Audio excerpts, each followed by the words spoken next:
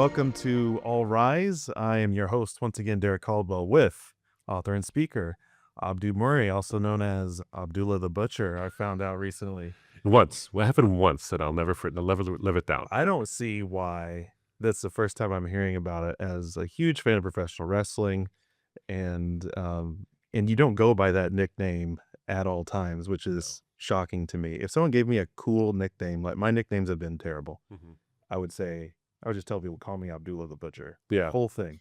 Yeah. Or Mr. Butcher. Yeah, Mr. Butcher.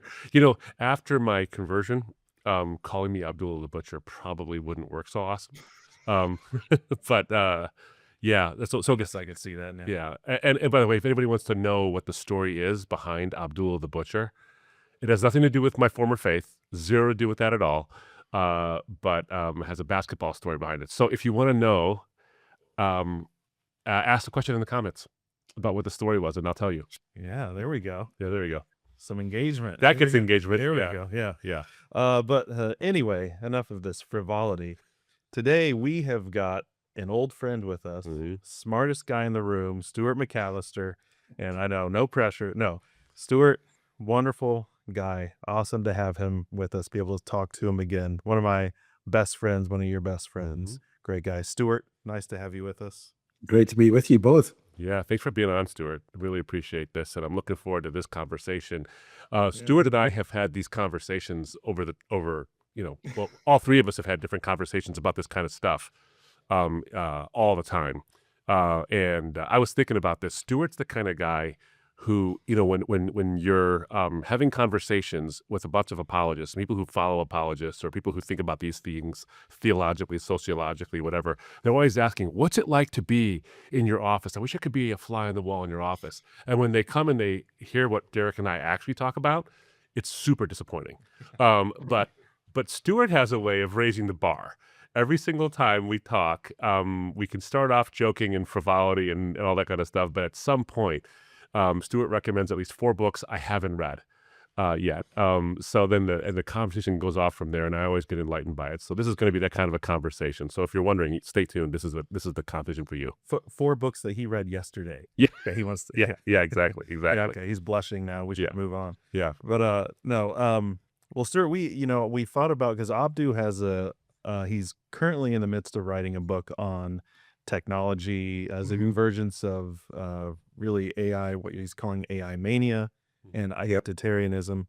But we really wanted to focus right now we're sort of in the trenches of the AI and the technology piece. And this is something that has been on your radar for a long time. That a lot of, when you think of, let's say, if we're thinking about apologetics and classical apologetics, you'll think of different things. And when you think of cultural apologetics, you'll think of, maybe LGBTQ stuff or whatever.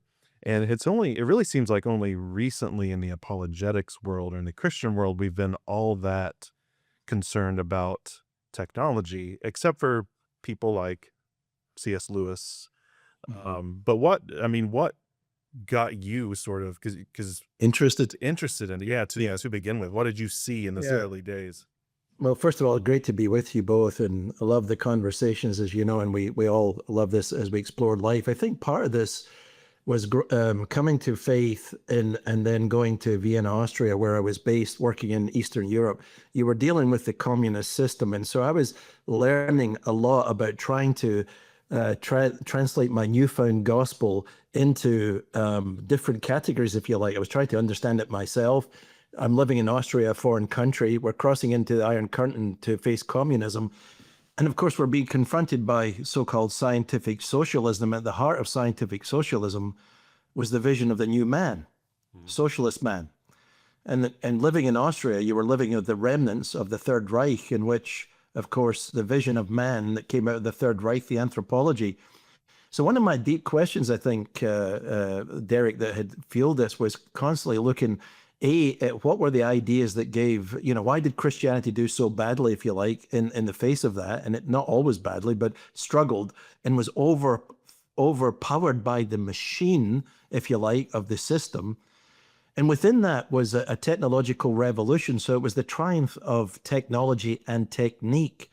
So one of the writers is I was reading things at times I really had no idea, couldn't fully understand them at all, but particularly the writings of Jacques Ellul, because I was interested in like the meaning of the city. I was trying to understand the gospel and the city and this kind of things. And that brought me into a language that began the journey of technology, not one that I found was widely endorsed, but certainly there were several out there who took it very seriously. Can you define for people to technique? Because I know Ellul has a very specific thing he means by that phrase. Yeah, well, Ellul's a very interesting man because he was both, he was a reformed theologian. He was in the French Resistance, and then he became the mayor of Bordeaux. But as a true French intellectual, he was very up to date with the latest thinking, both scientific, and he was highly trained, very, very thinking man. But he also thought deeply theologically. So when he was looking at the rise of technology and he saw Christians keeping making these pronouncements, they would issue a declaration on this and a declaration on that, and he felt a lot of it was downright silly. He felt because part of the problem was that they were modeling the very things in their style of management and leadership. So he differentiated between technology, and he uses the word techne or technique, which was picked up by people like Peter Berger in The Homeless Mind.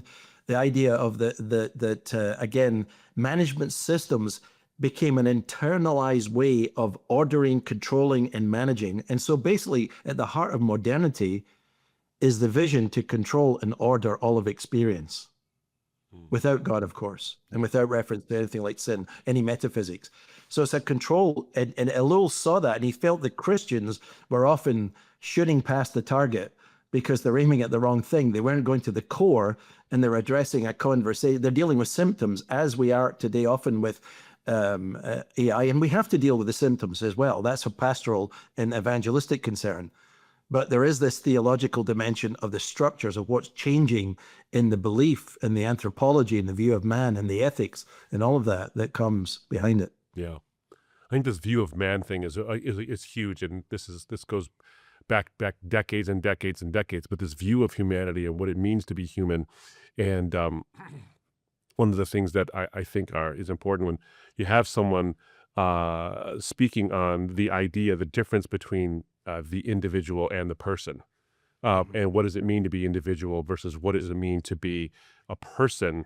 And in Western culture, I think in the American context more acutely, but I think in Western culture, generally speaking, you have this hyper emphasis on the individual and individualization and individual rights and even individual responsibilities and personal morality and all these things. And all of it sounds like you're talking about people, like you're talking about what it means to be a person, but you really aren't. You're talking about this compartmentalized unit. People, A unit, as yeah. an individual becomes a unit, Right. as opposed to an actual person and the wholeness of a person. And I think this is this is the sort of the framework in which these ideas about what it means to be human in a technological world starts to bubble up, and we start to unitize or commodify human beings. Well, I think Abdi, this is something very, very profound, because what we're seeing, and I know we can jump over, you'll come to transhumanism and all these kind of things, but I think this is the core. I think when basically, and many Christians, we lose the individual. It's interesting that Kierkegaard had this instinct with some of the Hegelian philosophy that was coming in, because he fought back fiercely for the role of the individual, and we have become masters of abstraction, and particularly people heavily involved in management and leadership, because they quantify, they make units, they measure, they basically use a quantitative versus a qualitative version of measurement. And this is actually, Zygmunt Bauman goes back in the Holocaust. This was one of the key things about the Nazi, why the Holocaust was so effective, because they talk about units and transport and numbers and all this. People were distanced from the fact that these were human babies and people on those older people who were dying, being gassed, being killed, being harvested in a machine. And Zygmunt Bauman suggested that the Holocaust was actually the logic, in a sense, of modernity. He wasn't, he wasn't a believer himself. But I think this techne thing, the loss of humanity, the loss of individual dignity, in the name, especially when it becomes all about the bottom line, power and money. Yeah. Yeah. Yeah, well, I'll tell you that's profound, and I look at some of the reading I've been doing, specifically, and you have a lot of thinkers who think about this. Neil Postman and Technopoly. Yeah. One of the people who was surprising to me that I hadn't read before, but in delving into the AI thing, was Norbert Wiener. And Norbert Wiener is considered the father of cybernetics, even though I don't think a computer scientist himself. As you talked about the commodification of human beings and what he worried about. And this is decades and decades ago. This is before the personal computer was even a thing. Here we are sitting, you're talking to us through a computer. We have two computers sitting on this desk and we have computers in our pockets. Well before any of that, Wiener was talking about what he worried about was the datafication of human beings, that we would be sort of reduced to the collection of the data, and that's what we're about. So I'm not about the morality, the ethics, the religious experience, what it means to be a dad, what it means to be a son, or whatever it is. That's not what I'm about. Those are all data points that Right. are used to commodify me and everybody else so we can sell stuff to people. And Wiener actually worried about this in his book, The Human Use of Human Beings, and amongst other things too. He talked about this in several writings. And he wasn't 100% right about the things he said, but this part, I mean, when you see the way in which we've been datafied and even used. Yeah, he had a prophetic instinct. I think in the sense, well, like, is it Shoshana Zuboff, where she has studied this extensively and talks about the data harvesting and all of this kind of things, where we are all, and of course, every one of us are now commodified because everything that we have said and is being said and will be said is monitored, used, monetized, and transported out there. So we are the resource, we are the capital of this era. And I mean, this is why the race, with China and America, everybody's looking for the race to dominance. But at the Christian sense, I think going back, this is part of I think we're in a trajectory of the two cities here. It's the Augustinian picture of the city of man and the city of God. So I remember, we used to talk about, when some of our talks, we would talk about, can man live without God? And I think in the technological area, the thing was, can man live as God? And this is the territory of C.S. Lewis and the abolition of man, because his instinct, which was in the 40s, of course, he saw this and nailed it, as did several others, because he realized that this idea of conquest, of control, of order, and the suppression of moral sentiments and the essence of what it meant to be human, transcendence, the Tao, metaphysics, something, and that's been swept off the board. Not completely, because it's coming back with a vengeance, as we're seeing in culture. People are searching again and asking these questions. But those who are at the public edge of this, unfortunately, the ones with the loudest voices, are the technicians of hope, the prophets of optimism. Oh, you'll have so many more services, so much access. You can put on your virtual reality, live in the meta world. And they don't see the poison, that the enemy. And I'm all for technology, balance in this. But these questions are basically marginalized or ignored. And they're profound for churches, for the gospel, for Christians, for life. For sharing about hope eternally, what it means to be a human being made in the image of God with dignity and value, irrespective of your commodity number or ability to produce or tweet ad nauseum or be registered in some algorithm somewhere. Yeah. Yeah, as you talk about C.S. Lewis and Abolition of Man, and we were talking about this several times in the office as I'm working on this book, and Derek's helping with it, is this idea that the thing you create and that you come to love and rely on ends up become the thing you are enslaved to, oftentimes. And this is, I think, a human passion. It's not like AI specifically is the only thing that we're a slave to in this sense. It's just tools shape us. We think that we use tools to shape things, and that's true, but tools do shape us. I was telling somebody this yesterday, is that even the most simple, straightforward tool, I think a hammer, and I want to do something in my home or I want to make a living using a hammer. Even the simple act of wielding a hammer every day, all day, to nail things to other things, creates a view of the world that's a little bit, different than someone who never uses one. And that's a good thing in one sense. It even strengthens your wrist. It strengthens your grip.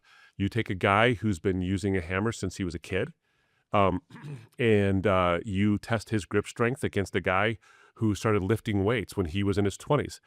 Right. The weightlifter will never be as strong of a grip strength because it's how early you use it. This stuff does shape you. Now, translate that to the way young people use technology, and you have Jonathan Haidt's book, The Anxious Generation, and you're seeing all the data that are coming out about the way technology as a tool helps them to shape their world, but it really shapes them.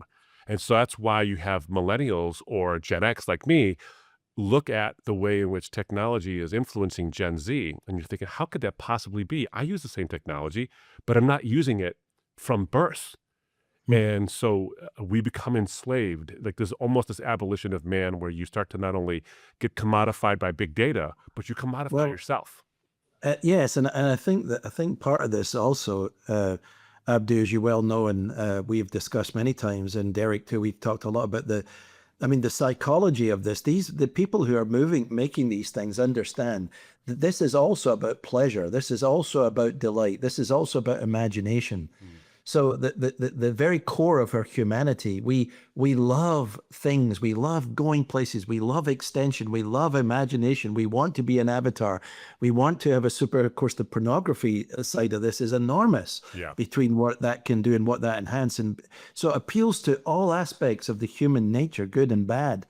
The violent side of this, and all that this can do, but it's a power that I mean, of course, this is always the problem, like the idea of we opening Pandora's box.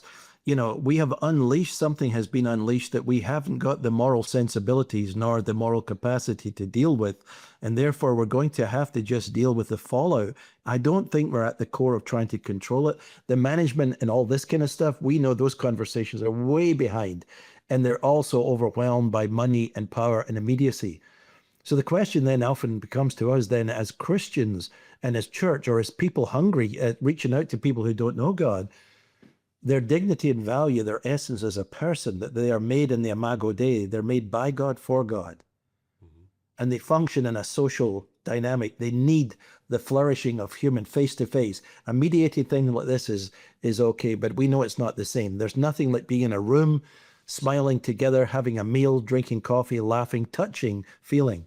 That can never be taken away, even if it can be sort of, if you like, faked or some synthetic version. Yeah. So the church and people who are reaching out, people of faith, or people who are seeking for what does it mean to be really human, are going to have to fight for a space to preserve that, Yeah. to be human, Yeah. and to be human together by choice.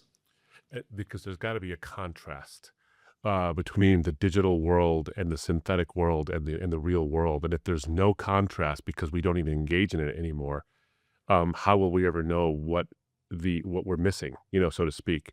You have that phrase, you don't know what you're missing. And you hear people say this all the time to people who are just immersed in the 17 and a half square inches of their worldview, which is on their head. It's like, you don't know the world you're missing outside. I mean, we told our kids this numerous times when we were driving in a car and we go into a new place, in a new city, or there's a beautiful lake we just passed by.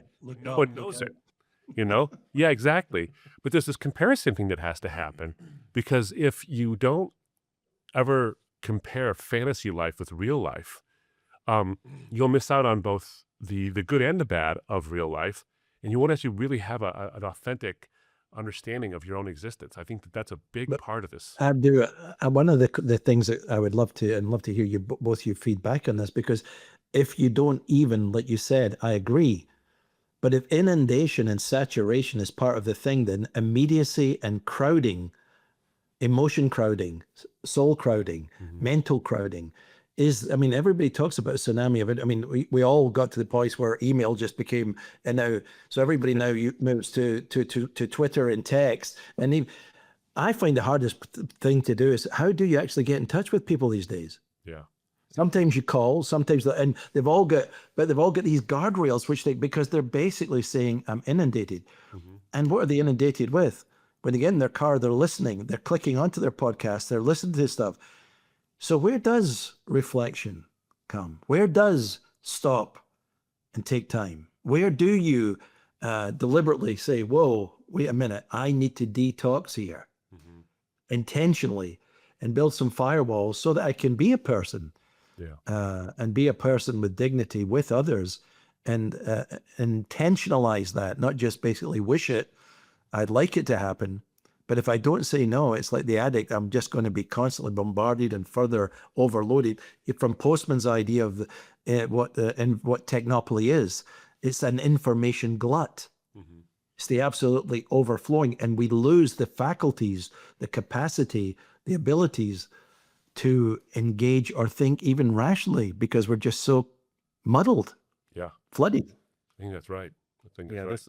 this happened. So, this Sunday, actually, on my way to church, Hmm. you know, I've started doing this where I just pray on the way to church instead of listening to music or podcasts or whatever, just praying. And when I first got in, before I started praying, I'm already on my way. And then it's been 5 minutes, and I realized I haven't started praying, but I have not had music on, and it's just been silent. And it was one of those moments where you almost like I've been in a desert, and I just tasted a drop of water for the first time. Now, a desert, you typically know you're thirsty. Yeah. But when you're sort of inundated with all this and it becomes your norm, you really don't know, I think, how thirsty you are until you make that space for yourself. And then you see how, go try to be. I spent some time at like a retreat. It was a monastery not far from here a few months ago, and sat in. They have these long services, and but by about the end of hour one, my mind is screaming at me because it's used to, Sure. it's like if you eat nonstop throughout the day and then you Yeah. just take one day and you don't eat for an hour, your stomach's like, hey, we're gonna start growling and screaming and causing Yeah. pain. And so it really was this. I think you're right. The addictive part of it too is it does become this addiction and this thing that you need, and you have to treat it like an addiction also. Well, when you see, think of the scripture where, it says, where Paul says, the God of this world has blinded the minds of the unbelieving, they might not see.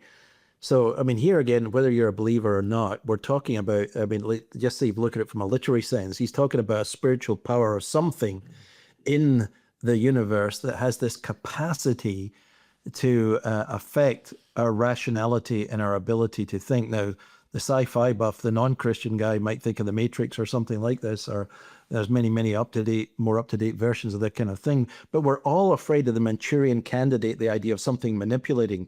And the Bible points us to a reality that these are things, that there are powers and forces, and these technologies that we have unleashed take on a power themselves, because gather strength, we finding, I mean, with the AI conversation, obviously these are learning machines. We know they're being programmed, but still they're gathering all this oodles of ongoing data that's pouring into the net that they then are learning from in a kind of form of mimesis.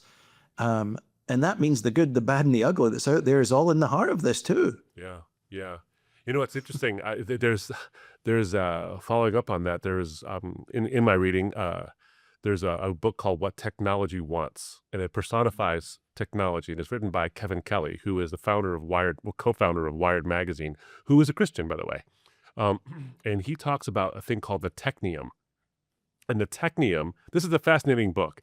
Paul Kingsnorth actually said that when he first read it, he didn't realize until about, 40 minutes of effort that he suddenly realized, I'm reading a religious text. It's not a technology book. It's about this obligation we have to usher in this thing called the technium into the world. And the technium isn't God, it's godlike.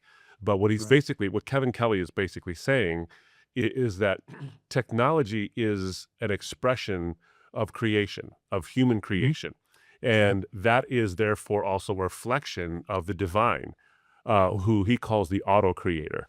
Now, I think Kevin Kelly gets this wrong because he's trying to basically use a technological word to describe God's aseity, that God is self-existent. He defines his own existence. He is an uncaused cause. That doesn't mean he's an auto-creator, because an auto-creator self-causes. Well, God's not self-caused. He's uncaused. Right. He just exists. So it's a little bit wrong there. But he's talking about this idea. Yeah, Evelyn Carter. yeah. And what he says in the book, and I think this is interesting. I'd love to get both of your take on this, actually. What he says in the book is this interesting line. He says, we can see more of God in a smartphone than we can see in a tree frog, because he believes, we're here by evolution, that the tree frog is simply all the data or all of the intention and purpose behind evolution for billions of years. The smartphone takes that evolution point and then blasts it into the future through our ingenuity. And so that's godlike. And so we are expressing God's creativity in the smartphone, which is more creative than the tree frog that preceded it. It's a little bit of a muddled idea, but that's what he's trying to say, is that creativity itself. Yes, and of course, a person is technologically wowed. The sense of wonder that can come through technology is very profound and very real. And I think there's a derivative argument in that to some degree. You could grant him generosity and said, okay, yes, human beings who are intelligent and cumulative have been able to amass various things that have then, with, if you like, in this process of time and generations, then come to this, creating this mechanism that is can lead us forward. Of course, the techno-utopians are all about this, that evolution has kind of stalled, or is basically nature is now defunct, so we need the transhuman because we need human beings to go beyond that. Or actually our humanity, our nature is a hindrance. It's just material, it's just stuff. That's scary, and that's unfortunate. So I think that language, though, I think you're trying to portray with artistic wonder or articulation something, but you're getting a little bit muddled as to what real development needs. I think, made in the image of God, by God, for God, we have an enormous capacity of subcreation. It's derivative powers given to us that have reality, and cumulative powers when you have combined humanity, but none of it will ever approach the distinction of the creature creator distinction of who God is. We're not even, it's a flea bite in this whole equation. Oh, we're overwhelmed by our own majesty. What is man that you take care of him? Yeah. But he's given dignity, but he's not as great as we think he is. Yeah. As I think about it too, one of the differences I see is it's hard to separate, again, because there's no neutral technology. Yeah. So it's hard to separate technology from the use of technology.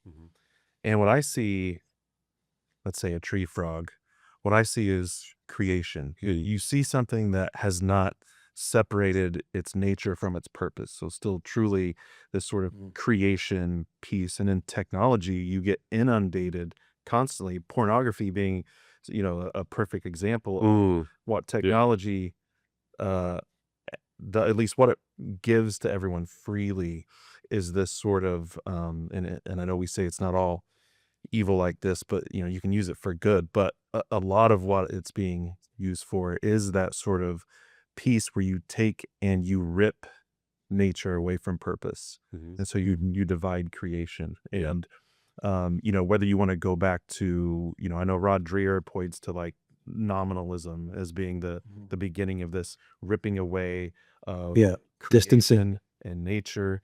And so it used to be creation, and everything was sort of, I think it's Hopkins who talked about, everything is sort of alive with the grandeur of God, or something like that. And and then it becomes this, you have nature stripped of a purpose, and so everything is malleable, which is again pornography. Women's bodies are malleable, and they're just here for our pleasure, whatever. It's hard for me to separate that from the smartphone and from what it does. If anything, the smartphone shows our creativity, but also our cunningness in the negative sense of that word. Well, it's like you're saying. Yeah. In some way, I mean, so the smartphone is a means. The frog is not a means. Right. Yeah, exactly. Yeah. Well, and this goes back to, I think, for me, a big part of the case for the credibility of Christian theism is that it actually speaks to these issues before they were even issues. in the first place. And you were mentioning, what is man that you care for him, or the Son of Man that, you regard him in all these things. You made him a little lower than heavenly beings. You crowned him with glory and honor. And I see in our world right now a cultural schizophrenia. And what Kevin Kelly is trying to do, I think, is solve the cultural schizophrenia. And the schizophrenia involves two competing claims that both can't be true, yet we're told to accept them as true. One, you are a biochemical machine, and that's what you are. That's it. The other one is you're the god of your own universe.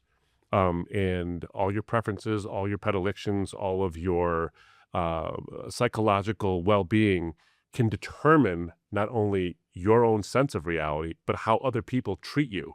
Is have to be conformed to your edicts and your will. So we are just machines, or we're God. It's not even an or. It's not even an either or. It's an and. You are a machine and you're God. Those both can't be true. So what technology offers us is the ability to say, you're just a machine, but you're super clever. And we'll create a godlike machine so that we can be both. And I think that is, I'm not saying Kevin Kelly agrees with that, for example, but this idea of the technium as this expression of God tries to bring it back in, the technology and purpose back in, but I think it doesn't account for what you just pointed out, is that technology can be a tool that can shape us, or something that we can shape ourselves by the violation of our purpose. So using technology for pornography as an example, or cyberbullying, or just the constant enslavement of the mind to this digital world goes against that purpose, and it actually doesn't humanize people, it mechanizes people. Well, I think Abdu and Derek would agree. I think there's no narrative here. So in a sense, okay, transhumanism is coming up with it. We're moving this man progressing to this, post-human future of something. It's kind of scientific utopianism, but it's not livable. It's not a story that you can draw coordinates from. It doesn't bring us these. What it offers us is power, entertainment, extension. It appeals to the human, our desire for maybe godlike wonder, our unlimited cravings for pleasure. I remember many years ago, I was reading something by Pascal, and it just came to mind. I thought, we have infinite longings but finite capacity. But what technology seems to play to is the infinite longings part. So it advertises, it pretends, it imposes, it gives you, and technology is extension. In that sense, we can go places. I can go today to Australia, go anywhere in the world. I can talk to people. I can visit places. I can download songs. Anything that was in my Scottish upbringing, I can pretty much bring up, and it's on the net, from old black and white television programs to songs or whatever it is. So it gives us this feeling. It's a full version of almost like of transcendence, but also of connectedness. So we've got a mediated connectedness through a machine that gives us that feeling and maybe that desire. But the fact is, we will die. We will get sick. And of course, we will be able to use modern medicines and all these kind of things. But the eternal nature of man, our deepest longings, who are we? These hungers of the soul that ravage us, that we search for information, for facts. We search the pornographer, who we use that many times, but we're not just focusing. It could be anything: alcohol, sport, violence. You feed and feed and feed and feed, and this ravishing hunger is not filled. And what the internet seems to do is open up this unlimited vista of it's all available to you 24/7. Yeah. And you're still not going to be satisfied, because if it's a denial of reality, and that reality is collapsing, it's a denial of truth, it's a denial of who we are in God's image, then it'll not work. It just will not work. It can't, by definition. Yeah. This is, I think, too, where I find, I know when we kind of started talking about having this conversation, we started as kind of thinking about C.S. Lewis as this modern prophet, because you've already mentioned the abolition of man, but I think so much of what he talked about, one, it was true while he was talking about it in ways that he didn't know. It was written in the 40s, but before we knew the full extent of the Holocaust. So yeah, he's already describing something that would only be revealed a couple years later, and then in years after too. But it's really you see the fruit of those ideas, and that weren't really stopped then. I think we have the people without moral sentiments, at least, sort of the very pragmatic, the men without chests. We Right. have the conditioners that we have to be concerned about. Are the conditioners men without chests? Mm. Now they're one and the same, and they're the ones who are saying, maybe because they think they have to, yeah, we have to have ethics to help control AI, but who's creating the ethical? So what is? So it does seem like this major. And it's interesting that some people, even in the New Atlantis, they're talking about, we need to sort of start paying attention again to the Amish and think about, are there certain things we should just say no to? But it's very cosmetic, Derek, isn't it? Because, I mean, it's like basically under the Roman Empire, you could have any gods as long as they worshipped Rome. You can have any ethics as long as they serve the system. Right. And basically, that was Lewis's point, that man's conquering of nature is basically some men conquering nature and using nature as an instrument over other men. And that's in essence what we are already seeing, because not because the people are sinister and evil necessarily, although I don't doubt that some probably are, but they're business professionals who want to make lots of money. They're utopian dreamers. They want to change the universe, build all kinds of things, and their very delusion. This is a little bit more like the Perelandra trilogy, Out of the Silent Planet, The Voyage to Venus, and so forth, because you have these people who are the marriage of science and mysticism. That's the kind of magical, and people read that thing, oh, that's Lewis is a medievalist. He's importing some of this garbage from his, into a conversation that shouldn't be there. Actually, if you read Lewis carefully, you'll see that he knew exactly what he was talking about. And the people that he cites were very clearly trying to change them. All the alchemy and the whole idea of trying to get gold from lead and the pursuit. We have been searching for that gold ever since. We never stop. And science is also about power. It's not bad, it's good. God gave us the ability and the mind. But when you strip it of a metaphysical anchor, you remove it from its story, you take it out of its control mechanisms, the healthy one where it can flourish, then it becomes bestial, or it becomes threatening, or it certainly becomes dangerous, and it becomes dehumanizing, not humanizing. Well, this goes years ago. We had a meeting in Silicon Valley with some Silicon Valley types, venture capitalists, a lot of people who were executives in various tech companies, whether they were software, social media, or computer companies. And a lot of them were believers. And what they had said was something very similar to the ending of what you were saying, Stuart, was people were asking, can we do this? Is this achievable? Can we make this? Can we make that? And they almost all of them said, what we're worried about is that in our industry, we're not asking should. Should we? We're only asking can. And because can is so exciting, it's like you're telling me we can do this thing and then put it into a robot, and that robot can actually act like a human being, at least somewhat close to a human being, and we can interact with it. We can have these glasses you put on, and the whole room becomes my email system where I can look at things. And you're telling me we can do all that? I think we can pull that off. Great, let's do it. Let's worry about should later. In other words, they literally said, let's worry about the ethics after we build it. Yeah. That is a very weird, when you think about it, a weird way to go, but it's a very human thing to do. That's exactly the Garden of Eden story. And this comes back to me, to the credibility of the Christian faith as a predictor of things. And this is why Lewis could be prophetic, because he had that as his basis when he writes these things. You can see, I guess what I'm getting at is, not everybody has this. Just because you're a believer in Jesus, you can have this. But I think a careful reading of the Bible, informed by a well-read mind and just thoughtful reflection, where you do spend time in the car, not listening to something, but just being, to quote, today's magic word, mindfulness. When you do that, you start to reflect on things, and those things suddenly bubble to the surface, and you don't become prophetic in a download from God kind of a way, but God is actually nurturing your mind because you already have a basis of biblical truth. The Adam and Eve story goes back to, we can do this, not should we do it. And they did it. They ate of the fruit because Satan said, the serpent says, you will have this knowledge, you'll be like God. And they never stopped to think, the whole purpose of our creation was to commune with God, not to supersede him. So they didn't, Right. the should never entered into their minds. And this is an ancient, ages old, humanity old problem. And we're doing it again. And the Bible warns us of this, which is why you have these brilliant minds like Lewis who can think of it years before it happens because he's already read a book that described it millennia before it happened. Right.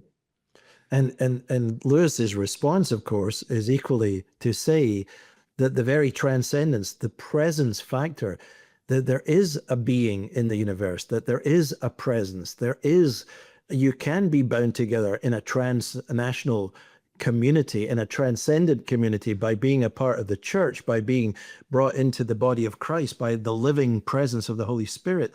And that language may sound strange to some, but that's what it means to be joined into something and be connected. But you're talking about a living reality, not a mediated technological one. Yeah. In which you have to learn mysteries of things like praying, hearing God, walking in the Spirit, all kinds of stuff that's seems a bit mystical. And well, it is mystical and it is a bit unusual, but it's real. I mean, many mysteries in life can be real, even as they're strange to our senses and our rationality. I think that what we've created again, and we've created a pseudo transcendence. And, if you and I, as teenagers, we can imagine with these toys. I mean, when you say to kids, hey, the teacher lets you know, you drop magnesium into a sink, you get an explosion. So as soon as she goes out of the room, you want to get the whole magnesium and dump it into the sink and have this tremendous explosion. So what am I alluding to there? Our desire with technologies, you're throwing out stuff into people with no restraints. And the hunger to know, to experience, to try, to explore is almost and there isn't a check and balance in the heart. And if technology is all about selling likes and wants and whatever, and increasing the hours and the momentum, the data that we then harvest and use to monetize and whatever, it's just a very important conversation to try and say we have to get a handle on understanding the use of technology, the limits of technology, but to have a balanced life that sets the parameters for us on where this fits into our life and not where we fit our life into its. Well, let me ask you guys a question then, because this follows up on the restraint. You used an important word there. At the risk of getting political, and I don't mean to make it a political question, but someone watching this or listening to this is going to ask, well, are you suggesting like more regulation, more law around the use of it? And of course, Australia is already doing this. I think Australia limits the ability to get a social media account to 16 years old. And that's interesting. And in fact, in America, I think it's 13. No one enforces this. It's completely and utterly unenforced. But so let's go away from the regulation piece of it and say, what do you think, practically speaking? And I don't mean practically like here's the 4 steps forward, but if you were to say, we talked about this problem where we blur the lines between what it means to be human and we lose the sense of it and all this. How do we gain it back on a cultural level, on an interpersonal level? How do we gain it back without, irrespective of the regulation, legal regulation issues? What do you think is a way for us to actually get this back? I'm intrigued to hear what Derek says. I think you are seeing a backlash already. The movements that we've seen by people fasting from their phones, creating parties. There's now, I see in Britain, there's hotels that you go for weekends and you leave your phone, you check your phone in at the desk and it's charged for you, but you don't get access to it. It's couples weekends. So people are coming up now with creative ways to try and temporarily unplug, come off, delimit, and so forth. I think there's also a rediscovery. I mean, like we're seeing a rediscovery of hungers for books, reading, poetry, engagement. And I think it's going to happen. I think both will happen simultaneously. I don't know that we can stem the tide on this one. I'm not trying to be a pessimist, but because of the size of the system and the pull of the human heart. But I do think there will be countermeasures against it. And it's almost like you're choosing to be an alternative community. You're choosing to say, embrace the rejection that will come from that. But you'll have other communitarians who will associate with you in their partial rejection of some of the technological imperatives that are coming down the pipe.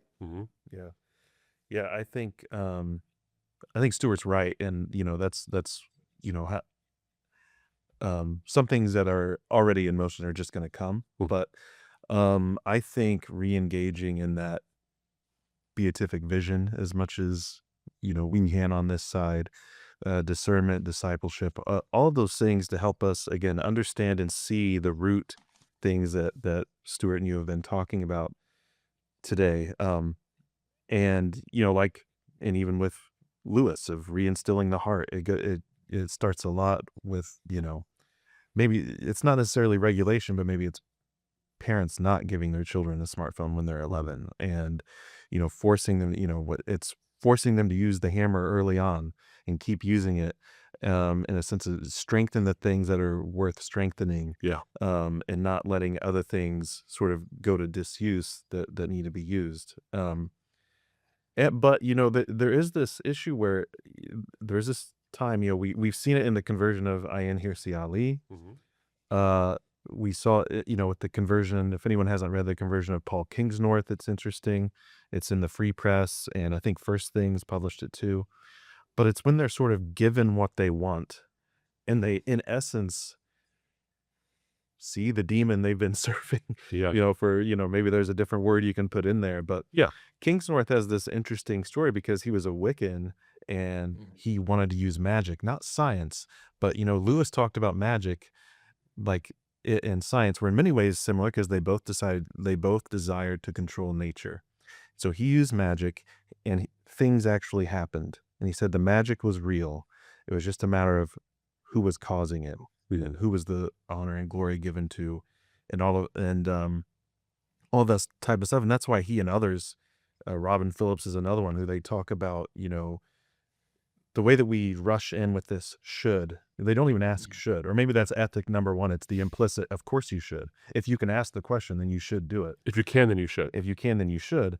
And this weird, this counter mystical sort of conjuring of there's something out there we must bring down.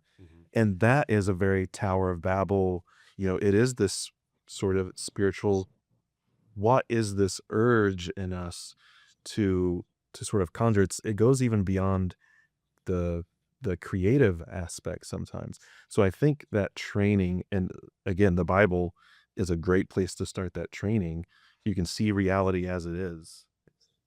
I'm a trade. I know Derek, you and I have talked about this a couple of times, but one of the words that comes into this, and it plays into the discussion, but particularly through Lewis and others, because he used the idea of enchantment and then disenchantment. And, when you think of almost like the psychological, sociological version of that, we see that many people, the whole rise of the hyper-modern from the postmodern and the postmodern from the modern before it, was by increasing levels of disenchantment. But one of the ways that modernity answers that is to try to find new measures of re-enchantment, right? So it's constantly feeding in. And just when we think the system's kind of dying and bowing, we come up with some new toys or new word. Apple will pull the rabbit out the hat every year, or the hat out of the rabbit, whatever way they do it this year. And always coming up with something unusual.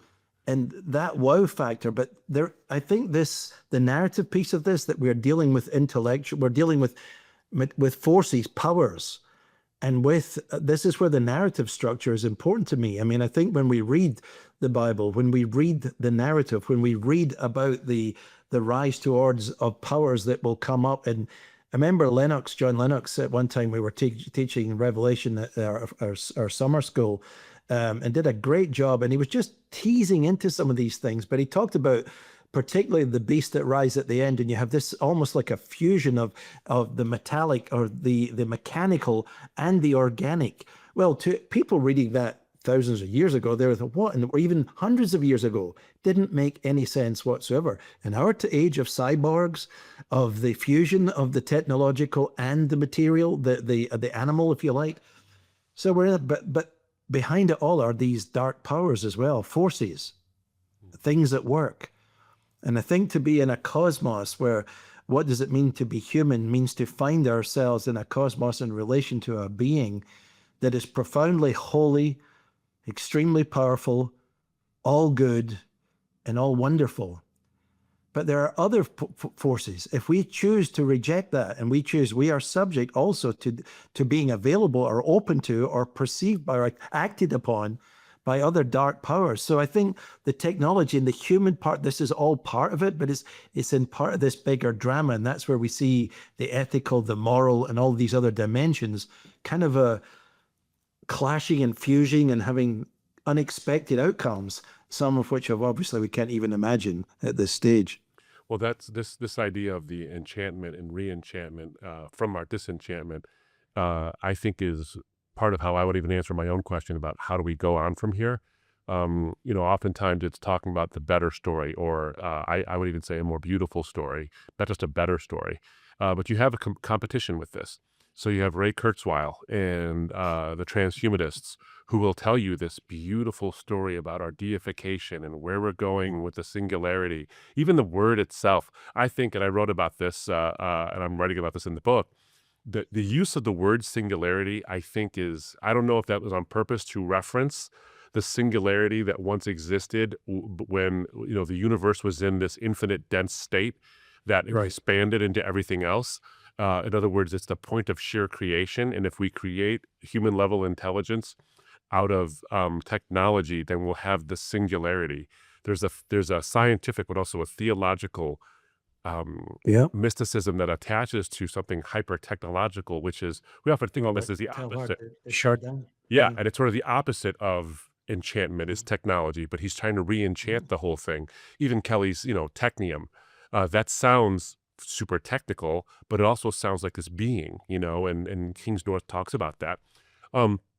So this is effort to re-enchant things. And I was really taken aback by a book I had read called God, Human, Animal, Machine by Megan O'Geeblin, who lost her faith, was an evangelical, lost her faith. And disenchantment wasn't really the reason she lost her faith. I think it had to do with a lot about the book of Job and purpose and reason, and this idea that Job needed a purpose behind his suffering, and God refused to give it to him, but clearly could have. And that seems wrong, among other reasons. But and I have a whole thing about that, a response to that I've been thinking about because it's thought-provoking. But she talks a lot about disenchantment, starting with the Cartesian idea that it's about the inner life, not the outer life. And she says that that many have criticized Descartes for this start of disenchantment, which I think is interesting. I don't think I buy that, but I think we're trying to re-enchant. And I think if you go back to as a sort of cultural, maybe just metaphysical Christian apologetic for the credibility of the Christian faith, if disenchantment is our problem and we're trying to artificially manufacture enchantment, which, by the way, is not really enchantment anymore, is it? Enchantment's not about a feeling like I feel mystery. It's an actual mystery that you're engaging in. And technology is kind of the epitome of non-mystery. You're trying to gin up something that you've lost, but the Bible actually gets you back to it, because while it has explanations for why we do the things we do, why we struggle to attain godhood through our own creation, the Adam and Eve story is the Eden story is now being replayed in the digital Eden, and we're trying to best God once again. So it predicted it millennia ago, and it's what's happening then is happening now. You see this like predictability and its explanation in the Christian message, but you see an enchantment as well. There is this level of enchantment, and it's not this magical thinking. It's order in the universe. It's a mind behind it all. But there's also this enchantment with, like, a guy dies and rises from the dead to pay a price you and I deserve to pay. So there's a physical, there is a moral, there's a theological, there's a spiritual, all wrapped up into one, that I think that technology, as good as it can be, just can't get us there. No, and I think also, Abdu, that part of the thing is within that narrative is that there's the search for the man, the hero, the overcomer. And of course, in the Christian understanding of the story is that we cannot save ourselves. We cannot perfect ourselves. We want perfection. We want mystery, but there is a savior. There's salvation. And that salvation is described as something much bigger than just the kind of a shrunken gospel of Jesus saves me, a personal individualist sin. But it's the picture that we see in Romans 8 of the renewal of the cosmos, the whole the whole God coming down, as Lewis said, God, the Son of God became a son of man, so that sons of men could become sons of God. So that mystery is a journey into the wonder of life, into the exploration of the heart, the cosmos, and into an eternal life that means we will be with him forever, and we can see the fullness. We'll never, ever exhaust the riches of what this was like. But if I see it as my personal pursuit of godhood, where I'm trying to manage, consume, control data, information, whatever, to experience life, I'm still going to die. I'm still going to get bored. I'm still going to be fatigued. I'm still going to be disappointed. I'm still going to have these ravaging hungers, because this God-sized hole in my soul can only be filled in one way. Yeah. And technology is not able, and never will be, to address that. No matter how many times we talk about the singularity and the merger with technology and the downloading or uploading of our consciousness, which is, I think, impossible, not just at a technical level, but on an actual, just conceptual level. Sure. We're not just data. No matter how much you upload to a system, it won't be you. It'll be a collection of data points about you. And even if it was you, it's still tied to a physical storage medium, which itself will decay if the laws of entropy still obtain, and they always will. There is no immortality.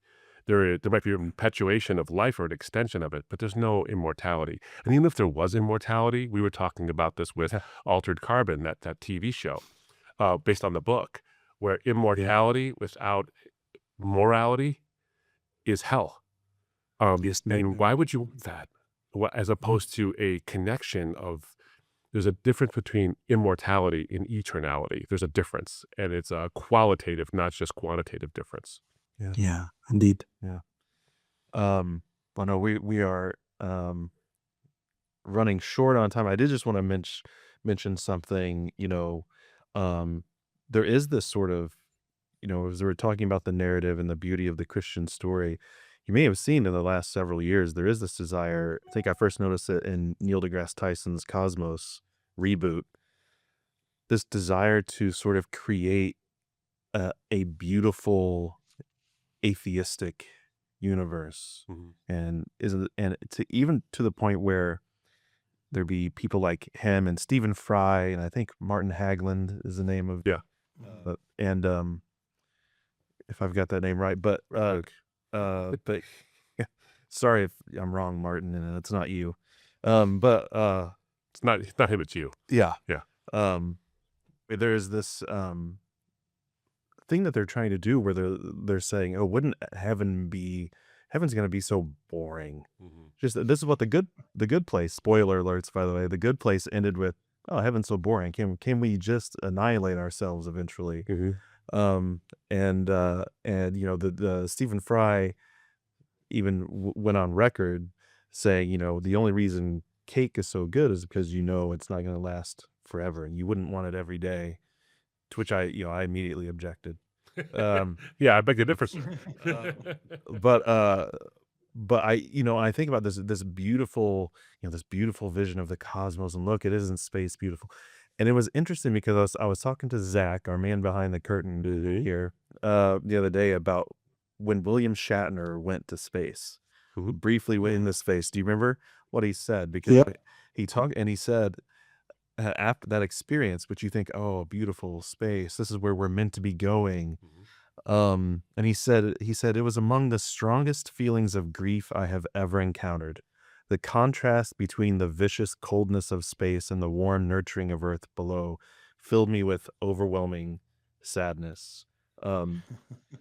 So there, and it's not like we don't have our problems here, but it is just that the reality of, again, like I mentioned with Ayaan Hirsi Ali, Paul Kingsnorth, all these people, there's the reality of what they've been looking for, and they're hit with the actual bleakness of it, that they think, oh, it's going to be better without this. And it's the imaginative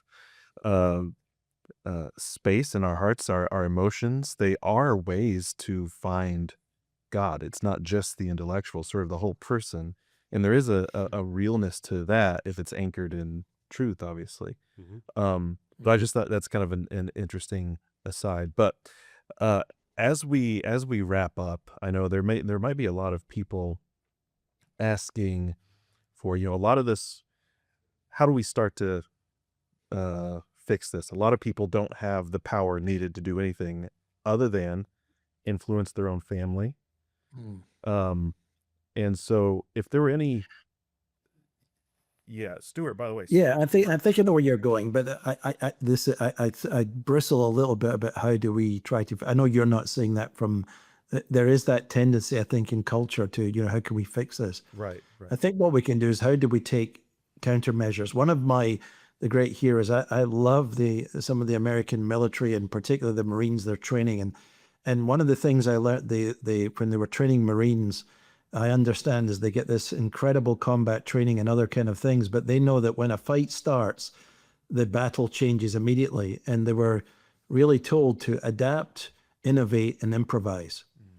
And I think we're all of us are. You can't. Now you can. There will be forerunners who have got in uncharted territory that have gone before you, like when they went to try and discover the Northwest Passage and Lewis and Meriwether, and they find out, oh, there's mountains. Mm-hmm. But there was an Indian lady who helped guide them through those mountains. Right, somebody who had been there, outlier. So we need to adapt, improvise, and innovate. And I think look for people who are outliers who are making a difference. Find voices, materials, and resources, but you've got to take both the personal or the familial responsibility for your own little unit to adapt, innovate, and improvise. That you'll say yes to some things, no to others, that you'll look for practices, you'll look for behaviors, you'll be looking for things where you can have a quality of life, and you will not bow. You'll begin to try and build a firewall against the idolatry of modern times that says that more is better all the time. Yeah. Well, Abdu, feel free to respond in your closing argument. Yeah, closing argument here. Thanks, Stuart. This has been, I mean, we could go on. I can keep going on. You're a fount of information and wisdom on this stuff, and I think it's important that, one, we have you back when we can about talk about these matters more. Essentially, it's this. It boils down to, I think, your last comment is such an important one. And this also comes back to something we've heard Os Guinness say before, is that the only restraint that actually helps true freedom to flourish is self-restraint. And when you find that source of what that self-restraint is, I'm going to tell you right now, it won't be in your phone. It won't be in your iPad. It won't be in watching YouTube videos. It won't be in ChatGPT or whatever, a new AI interface system comes up in the next couple of years. It won't be there. I think that this self-restraint comes, I think, by something that is truly enchanting.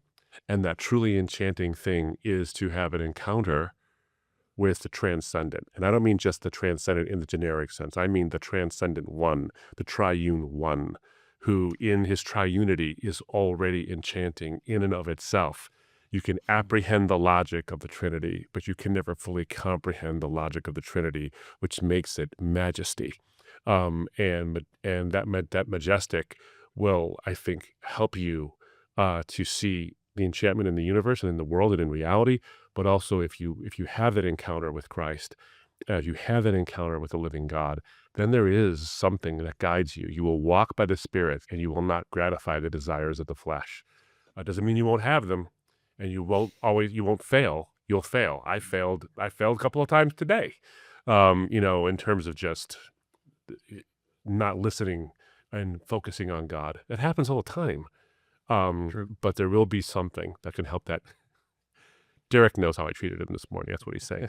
No, but that restraint will come, not just self-restraint. I think it's not just self-discipline. It's also, I think, a spirit-filled, spirit-empowered self-discipline. I think that would be sort of the encouragement I would have to each one of us as persons, not just individuals. All right, I guess that's it. Yeah. Until then, ladies and gentlemen, I have a little closing thing.